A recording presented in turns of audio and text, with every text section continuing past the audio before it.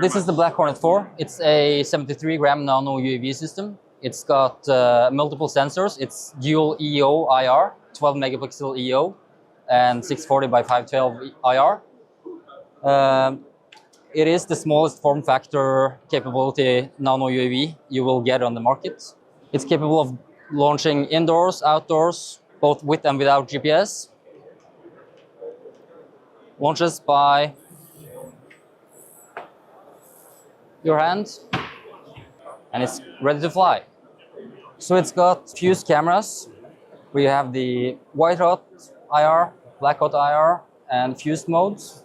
We are especially proud of the zipline function, where you are able to easily control the UAV and, as a virtual gimbal, cover corners. The system is very easy to fly. It typically takes around 10 minutes from not knowing how to fly it until you're a pretty decent pilot of the Black Hornet. For landing the system, I can simply point it towards where I want it. I grab it and kill it.